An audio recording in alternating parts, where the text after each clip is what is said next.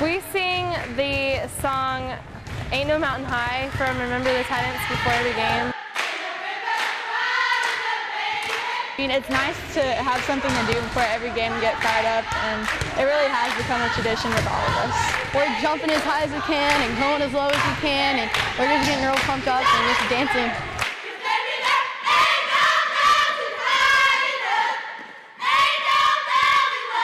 We're all best friends, so I think that helps on and off the court. Yeah, they have their song, but what we like to do, we like to dance more than sing.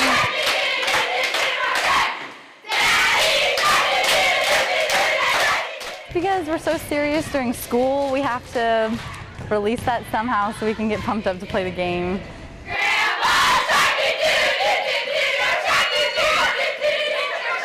As the music goes on, we just kind of start to dance to it, and then we just keep doing it.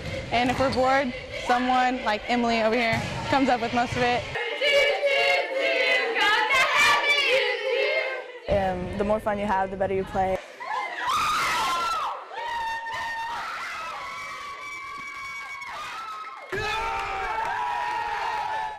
Men without hats told us we can dance if we want to. Now these athletes in caps are shaking their groove thing. One of the guys just came up with it on the team.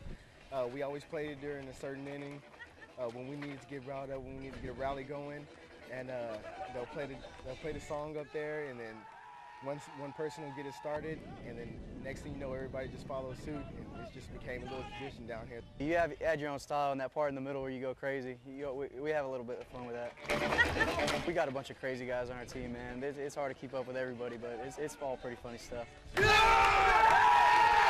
Hog Nation's bust-a-move performance proved just the motivator as they won both games in a doubleheader Friday. That keeps the team alive in a very tight race for the final playoff spot in the Lone Star Conference. A&M Kingsville has one more game on the docket. They must win tomorrow. They need West Texas A&M to lose. Oh yeah, we're grooving on right into the playoffs. Try to take it from there. Reporting from Kingsville, Jason Notoras, KRIS 6 Sports. When you are 5-0 entering district play, that's typically terms for celebration. What time is it? Good time, let's go, baby! Let's go! But the Jubilee is on hold at both Aransas Pass and Mathis high schools. None of the past games really matter at all. That's because no contest prior in 2011 has been against a District 30 3A opponent. You're 5-0 during preseason, but it's a new start of like a new season. This game is huge. It's our time to set the tone and let everybody know that we're for real in this district. It's a cluster of schools that includes fellow unbeaten Ingleside, a Sinton team that improves each week, and a Rockport bunch on the bubble. When you have those teams looming on the horizon, every win becomes crucial in this bottleneck race for the playoffs. We're going to have to play till the last quarter, play every minute. We've been saying all week it's going to be shutout on defense. No touchdowns at all. Both teams pile on the rushing yards while leaning on their defense to clean up. In fact, these squads are so similar that they average almost identical points scored and points allowed per game. And in one poll, which ranks all schools across the nation, out of more than 10,000 teams, Mathis and AP are separated by 5 in the rankings countrywide and just 2 slots in the entire state of Texas. There's no doubt in my mind that we can do a lot with this team. It doesn't really matter what other people say right now. We're going to go out and prove it to them. We can be an unbeatable team. Those clad in purple and gold will witness the return of running back William Butler, while Mathis will continue to thrive on the guidance of veteran quarterback Gabriel Alvarado. Goal line and Gabriel, 2 Gs, that's what I like. Our goal right now is to become 1-0 and beat AP. For highlights and results from this game and many more, check out First and 10 tomorrow night. Until then, reporting for Action 10 Sports, I'm Jason Notoras. Thanks, Roland. Big game on tap here tonight as Alice travels to Flower Bluff. Teams are going to be entering Hornet Stadium here in about an hour to get this one underway for the home team. That is Flower Bluff. The big key for the Hornets is continuing to fit square pegs into round holes for Coach Darrell Andrews. Definitely we're hit with some injuries early in the season, but, you know, that's the game of football. You know, every team is in the same boat, though. Every team should be better now than they were earlier in the year, whether you've had injuries or not. If you're not, you're probably in for a long season. Fans sitting in the stands and opponents on the other sideline are still about 1 week away from seeing the return of star Hornet quarterback Colton Mims. He suffered a hairline fracture in his knee week 1 at Rockport. We've been rehabbing hard with our training staff and with the doctors, and He's been, pretty much cleared to do everything except play football. With men sitting on the sidelines, the Bluff dropped 3 straight games before opening district with a win over Ray. As tough as it was losing those 3 non-district games, ultimately these are the ones that define your season in week 11. And that's what we're focusing on. We told our kids this is a 6-round heavyweight fight, and we're in round 2. We're trying to win each round. That's because a Jekyll and Hyde team is coming in for Mouse. Now, this is a squad that looks like the Bride of Frankenstein when they lose, but boy, do they look good when they win. Big game for them as far as playoff seeding and district championship implications, and it's the same for us. Either way, fans should be packing the stands for this game, while one play could be the difference either on offense or on defense. Reporting in Flower Bluff for Action 10 Sports, I'm Jason Notoras. Thanks, Tyler. Fans who came out to see the Ingleside versus Robstown football game on Friday were witness to South Texas football history, because for the first time ever in this area, one quarterback threw 8 touchdown passes in just a single game.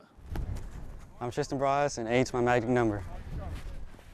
Wearing number 8 and throwing number 8 touchdowns is just crazy and just ironic, and I never thought I'd throw actually 8 touchdowns in a game before.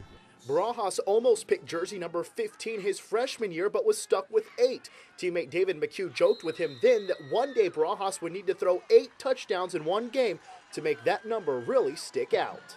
We have a quarterback that, is only a sophomore, and he's breaking records like that. That's great, and that really, like we were talking about, putting Ingleside on the map. It's just unbelievable. I never really thought about being it. I didn't even think about it Friday night. In fact, the thought of setting a new benchmark wasn't on anyone's mind. Barajas rested after the first drive of the 4th quarter and watched Mustang's backup quarterback throw the team's 9th touchdown of the evening. No one on the sidelines at the time was aware of the potential landmark. Of course, if we could go back in time, we would go and we'd do it, and Justin would have had the state record all to himself. I'd like to have one more that night just to have a record in there, but as long as we got that win on that Friday, I'm happy. The undefeated Mustangs open district play at Goliad this Friday. Reporting for KRIS 6 Sports, I'm Jason Notoras. Thanks, Roland. We're here at Centurion Stadium while John Paul II is trying to extend their perfect start to the season. The boys in black and gold are 5-0, but will get their biggest test of the year tonight when Odom comes to town. The Owls fly into Corpus Christi with an even 2-2 mark, but don't let that record fool you. Odom brings a lot to the table, so they played some good caliber people, and they're still putting up good numbers. They got that quarterback's a good athlete. I think he had one game where he rushed for 300 yards. Odom is paced by quarterback Zach Anderson, who is averaging 5 touchdowns a game combined on the ground and through the air. It's going to be a challenge for the Centurion secondary to slow down the high-paced Odom offense, but that doesn't mean they can't contain them. What they're going to have to do is hit Anderson and make sure he falls down on first contact. Another plus is the Owls give up just about as many points as they put on the board. And with the way John Paul's quarterback Blake McKenzie has been playing, that could be a recipe for success on the home sideline. Watch them on film, and they really get after it. So they're going to bring they give us a good test. And of course, you can count on the results from this game and much more tonight at 10 on First and 10. Until then, reporting for Action 10 Sports, I'm Jason Notoras. Thanks, Tyler. What most don't realize is Rivera is riding an 8-game winning streak, ending last season with 4 straight wins before just missing the playoffs. And they started 2011 with 4 victories in a row. Everything caught on this year. We came together and formed a brotherhood. We don't look at all the hype and stuff. We're just acting like we're going to go over there and take care of our own business. Heston Van Fleet has been a spark plug to the Seahawks' high-octane spread offense. He has scored multiple times throwing, running, and receiving, a total of 15 touchdowns in 4 games. You got to have a team, you got to have all 11 on the field help out. It's just not one player. And now this flock of Seahawks hopes to weather the storm when they travel to Refugio Friday night. To strap on some shoulder pads and hit somebody else, take a lot of stress out. They strap their helmet on and shoulder pads on the same way we do. They're 4-0, we're 4-0. We've been a little bit in the middle. People have been trying to run on us. This team's a real big passing team, and our secondary hasn't been tested at all this year. They're really doing really well because nobody's tried to throw. So this will be the game where our secondary's put to the test. Another whisper around the Refugio sidelines is the 25-game district winning streak. Shoot, haven't lost a district game in a while here. Go deep in the playoffs every year and losing a district game here, we can't. It's not even an option. It's a string of wins that began in 2007 before any of the current Bobcats were even in high school. We shouldn't be the ones to end that tradition. So the question is, will the Seahawks soar to new heights, or will the Bobcats remain the king of the jungle that is District 16 2A Division II? Reporting in Rivera for KRAS 6 Sports, I'm Jason Notoras. A silent assassin on the field, Garcia quietly has gathered a team-high 6 touchdowns this season. Twice on the ground, twice receiving, and twice returning punts. But it's a noise this otherwise shy athlete makes that's really turning heads. I always go, "Sick it." That's pretty much it. Garcia said it's just a random sound he made one day, and it stuck. We hear that weird noise, it's just, I don't know, he says it whenever he runs. I guess it makes him calm, I guess. That noise is the most annoying noise, I swear. He's just one of a kind, and when he brings that noise, we know something's happening. Teammates say it's most audible when Garcia breaks a tackle. Then you know he's going to be either gone for a touchdown or he's going to be gone for some yardage. Through the first 4 games of the season, Garcia is covering some real estate. The junior back averages 8 yards a carry, 27 yards a reception, and 46 yards per punt return. I just really try my best just to put up something, points or yardage, and gain whatever I can. Keats is a different kind of player. You know, we come out every day, and you know he's always one you can look up to. He comes with that sense of urgency. I don't really know who touches me or anything. I just keep moving my feet as best as I can. I don't stop until I'm down. So in Sinton, it's not over until Mr. Everything stops singing. Reporting for KRAS 6 Sports, squeak, I'm Jason Notoras. This is the site of the first ever football game played in Beeville in 1911. What was once trees shading down over the field has now been replaced with telephone poles. What was once grass trodden upon as players marched towards the end zone is now pavement. It's a site that has endured many wins and losses over its more than 70-year history and later became known as Beasley Stadium, a place that some of the greats from South Texas once called home. Brad Feud, who went off and played with the Dallas Cowboys under Tom Landry.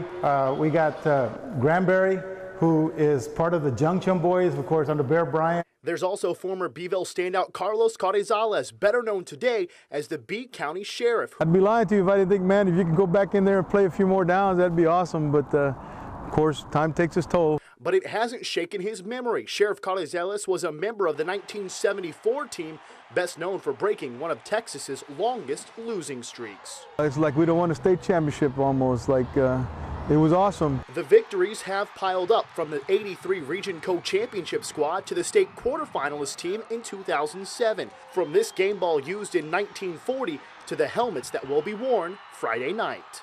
We've already started building it up. Our kids understand that this is a great honor for them. And one night, you know, they're representing 100 years of football. They taught us to never retreat, never to surrender. Trojans, what is your profession? Oh! Different chants have echoed through the century. Sure, the words have changed, but the meaning remains the same. In Beeville, these boys love their football. Reporting for KRAS 6 Sports, I'm Jason Notoras. At twilight Saturday evening, Nathan Freeman struck a 1-1 offering from Eric Abreu into deep left center. The projection of the ball was right between Austin Waits and Brandon Barnes. Me and Brandon both had a beat on the ball, and we didn't really want to call one another off because we didn't know who was actually capable of catching it. As an outfielder, you always look to rob a home run or to make some kind of great play out there. Waits would get to the ball first, arm extended. They both go into the bullpen. And Waits caught it. I mean, I felt it go in my glove right away. I was just worried about hitting the ground. The duo admits the collision looked worse on video. It kind of fell pretty gracefully on the other side. I think for us to come out without any injuries, it was pretty nice. Waits and Barnes both go flying over the short fence, and Waits comes out of there with the ball. By Sunday, national media got a hold of the video, and the play had gone viral overnight heading into Monday. I woke up this morning and my phone was just kind of buzzing nonstop, and you know, I got a bunch of followers on Twitter. At Austin Waits' account is approaching 700 followers, and the team even joked about marking the area as a crime scene since Waits robbed the home run. They were thinking about putting caution tape or something along the fence. You know, it's one of those freak plays where you just kind of go for it and you don't think about it, and it's one of those unbelievable plays that, you know, we won't forget for the rest of our lives. And the attention this catch is receiving may just be the momentum builder to spruce up the clubhouse. The Hooks have lost 8 in a row entering tonight's game. For those highlights, let's send it back to Tyler in studio. So while most of the Coastal Bend is bundled up indoors, the Corpus Christi rugby team is practicing outside in shorts and cut-off t-shirts. It's brutal. You're going to have a red mark across your face or on your back, but it's still, your body warms up after a while. It's a match that lasts 80 minutes of hard exercise, so the Crabs actually welcome the chilly temps. South Texas, we have the ability, or the luxury, I'll say, of playing rugby year-round. We are forced with some inclement weather, but it's a nice break from the 105 degrees we normally have. The squad says they'll go forward with Saturday's regular season home game, 2 o'clock at Haas Middle School, even if the rest of Corpus Christi hits the snooze. Kind of the city shut down now, but other parts of the country, this is prime rugby weather. We're breathing a lot more heavier than we normally would if it was a little warmer climate, but we're still getting along all right. They call it a hooligan sport for gentlemen, but one thing's for sure, these guys definitely are not afraid of the weather. Reporting in Corpus Christi, Jason Notoras, KRIS 6 Sports. Tyler, the story really tonight is the fact that the pitchers for Carroll really brought the bats to the game. Cotto 4 for 4. He finished a home run shy of the cycle. He also had quite a few RBI coming in, but when it came to what they did on the mound, boy, those Carroll pitchers still looking pretty impressive. Between starter Courtney Hawkins, middle reliever O'Shea Dooms, and closer Chris Cano, Tigers pitchers combined to strike out 12 Trojans. As for the run support, down 2-0 in the bottom of the first, Cano goes deep to left when Kenneth Sines cannot make the play on the ball. Devin DeLeon comes around to score. Cano would later cross home in a Doom sacrifice fly. It's Hawkins' turn. Bottom third, down 3-2, the All-State athlete doubles. That brings around Cano and Trey Rodriguez. It gives Carroll their first lead, 4-3. And after both teams add a run, Moody's Rich Ray is batting. RBI single for him, but that is as close as the Trojans would get as Carroll takes it 7-4. Our pitching staff that's probably one of our best things we got. We got defense, we got our hitters, we got a team behind us, we got fans, we got everybody, our coach behind us. We just went out there to play ball. This is the way we want to start the season and end the season with a victory. All in all, 4,122 spectators taking in this season opening baseball game. Reporting at Whataburger Field, I'm Jason Notoras, KRIS 6 Sports. Ray High School may not bring any swimmers into the state meet, but it's diver Zoe Alanis that has a likely chance to medal. Same story for Carroll's Hayden Hodges, the area's strongest men's diver, especially after winning his 4th consecutive regional title. Funny you should mention that, Tyler. Actually out here on top of Party Animal. He's with Bad Company, who's putting on this rodeo here in Sinton. Inside, plenty of world champion stock and riders, also gift shops all over the place. The only thing you really can't do is put a price on the fun. Bull riding and the roping and the horseback riding. All just a sample of the entertainment Friday night in front of a South Texas crowd. So far, it's been a really good rodeo. It's got good facilities, and even on a cool winter night, the crowd showed up, so far so good. Chad German has been riding bull since he was 12 and says that money won goes towards standings. When you make a good ride and the crowd's going wild and you get a lot of points, it's something that feels real good. And the fans in the stands took in a crazy night of saddleback. Whether you ride or you get bucked off and thrown on your head, the first thing you think about when you hit the ground is get to the fence so you don't get ran over. We've shown you just about everything else there is to see here tonight, but we saved the best for last, the mechanical bull. I'm about to get myself a taste of some bad medicine. Reporting at the Sinton Pro Rodeo, Jason Notoras, KRIS 6 Sports. Thanks, Tyler. Nice fan support out here. Lots of encouraging words being offered up to the boxers who are trying to move one step closer to realizing their Olympic dream. Let's take a look at some of those big knockouts. The only fall of the open competition came in the 4th bout when Cesar Villa razzled Carlos Gonzalez in the 152-pound division.